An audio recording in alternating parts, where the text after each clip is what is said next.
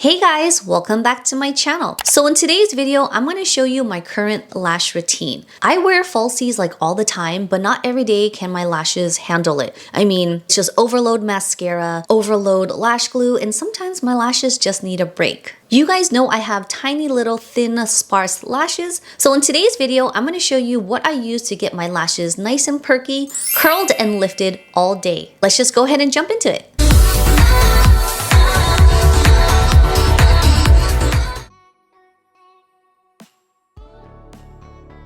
So the first step I like to do is clean the eyes. Sometimes our lashes have either leftover makeup or extra oils around that area. So you want to make sure your lashes are nice and clean. So when you apply on the mascara or even a primer beforehand, it's nice and clean and it'll grip on nice. I like to use micellar water or some type of cleansing water. If you don't have this product, it's okay. Just use water. I find using a cotton round is easiest. You gently wipe across the lashes, wipe downwards. You can get the excess makeup that's stuck there and oils. You could also use a cotton swab to really get into the lash lines should you get any extra lash glue or again makeup around those areas.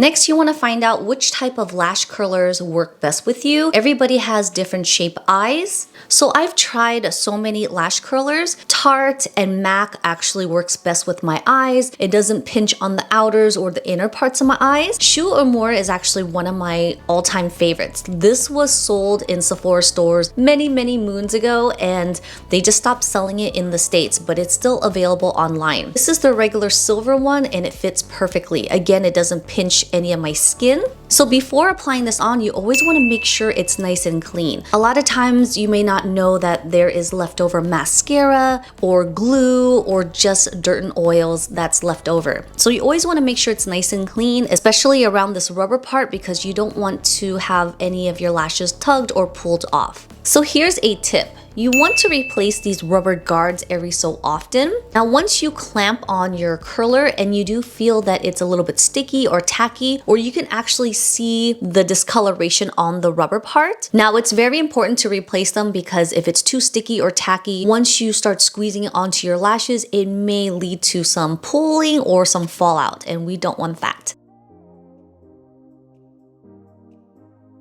Now I'm going to show you how I apply on the curler to make sure all my lashes are nice and curled. First, you want to open the curler, keep your eyes wide open, and you want to make sure it fits perfectly into your eyes. Basically, it's where your eye socket is. Again, everybody's eye shape is different, so find your comfort zone where it just fits perfectly. Basically, your eyeball should fit right in here. So this would be the end of your eye and that's the other side. Now I'm going to gently squeeze onto the lashes. So you want to make sure you see all your lashes there from left to right. Using a silver curler, you can actually see your hair, so that's actually a little trick. Once you feel that all your lashes are there, you want to gently squeeze and make sure you're not pinching any of your skin. And once you got that first squeeze down, I like to give a few pulses and then I release. A lot of times we forget about the edges and the center. So instead of going straight on, this time I'm gonna make sure more pressure's on this side. So it's not gonna be flush against my eyes, but it's gonna be a little bit more angled like this. So not like this, but like this. I wanna make sure I got all the lashes there first, and then I'm just going to focus on this side more. It's touching my eyelid here, but it's not touching here because it's kind of off. And again, just squeeze, squeeze, squeeze. So for this side, we're going to focus more on the inner part rather than the center or the side. It can get a bit tricky here to pinch your skin, so you gotta be careful.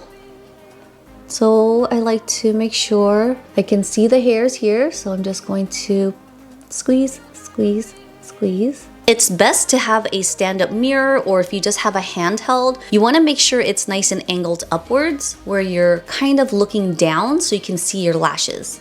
Now let's go ahead and repeat the curling on the other eye.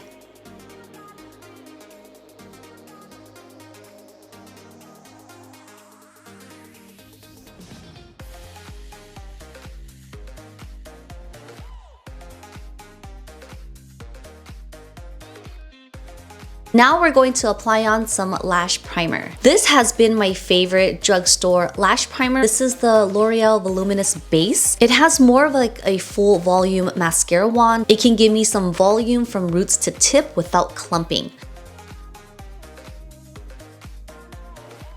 However, my ultimate favorite lash primer in the world is the DIOR Maximizer Lash Primer, my favorite. This has more of a silicone wand that has more of a heavier formulation than this, but they both work so well on my lashes. So for lash primer alternatives, I would recommend either the Givenchy base because it does have a fiber wand, or the Milk Makeup that also has a silicone wand. So again, it's finding that right type of primer that works best for your lashes and mascara wand. So I've been explaining about the primers for the past few minutes and I can already tell my lashes are still perky. If I haven't continued this pulsing technique, my lashes normally would just go back straight. Using this pulsing technique actually does the trick, and it's like a silly thing, but it actually does work. So in today's video, I'm going to use the L'Oreal base. This part is pretty self-explanatory. So the technique for primer is to apply on a thin coat from roots to tip, nice and thin for the first application. The second application will go back in slower but wiggly kind of motions. I like to apply on one eye first, then the other, while this gets a little bit tacky so I can build more. Okay, second application is gonna be slower, but I'm gonna wiggle as I'm going from roots to tip. Use the tip of the wand to make sure there's no clumps. And again, you wanna look down in your mirror. That's the best way to actually see all your lashes. And look, you'd be surprised of how many lashes you actually have. So again, after the wiggling stage, I'm just going to use the tip of the wand and just do a final comb so it's not clumping together. And if this helps, you can also lift your eyelid up and then just comb it outwards too. So just like lash glue, I wait about 10 seconds per eye just to make sure it tacks out. And that way when we apply on the mascara, it's gonna grip onto it. I'm actually gonna use an oldie but very goodie. This is the Hourglass Cautious Mascara. This has very small teeth. It's a very thin, but you can kind of see it's like a triangle shape. It's very tapered, but it works so well with my lashes. Again, it grips on, gives just enough color, but it's not going to make it clumpy. So same technique, we're gonna go in the center from roots to tip on the first application, then I'm gonna go on the inner, and then we're gonna do the outer. So same on this side, which is 1, 2, and 3. I'm not dipping it into the tube again because it has enough product. I want to save the extra dipping for the second application to build the lashes. You can see that I have mascara on my eyelids, not to worry. Once it's dried, it's easy to clean up. So now I'm going to dip it in the tube again. Make sure to get the excess product out so it doesn't clump up. You can choose to lift your eyelid up, whatever's easiest for you. I just like to go in the center again. So that's 1, inner, 2, and then the third one is the outer. And if I need to, I can go back and again make sure there's no clumpage.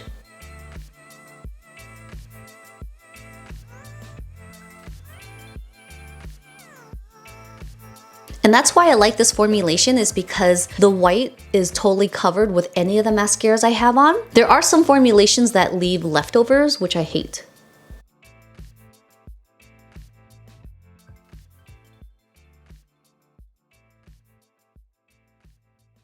So I'm going to wait a full maybe 5 minutes for the leftover mascara to dry before I clean it. And this will give my lashes some time to dry. So while I'm going to wait for that to dry, I'm going to work on my face really quick.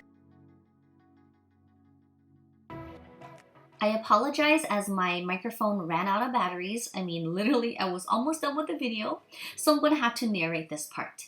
So my lashes in the center just naturally just go straight. It doesn't do anything. Although I do the pulsing techniques, that's just how my lashes are. So after I'm done with the face makeup, I do take my fingertips and hold my lashes in place to give them a quick boost. And I also take my lash curler as well. Again, not squeezing the lashes after the mascara, but I'm using it to kind of push it upwards. Now to remove the excess mascara on the lids, I take a cotton swab that is saturated with water and I make sure to wring out the excess remaining water so it doesn't cause a mess, and basically just wipe from left to right on the lids. I also paired my eyes with a nude color. You can also choose a color of your choice. I just like the nude to make my eyes a bit wider and bright looking. And basically that is it, guys. This is my current lash routine. I hope you guys enjoyed this. I hope you guys found it helpful or useful in any way. If you guys did, please don't forget to give me a big thumbs up, subscribe to my channel, and I'll see you guys in my next one.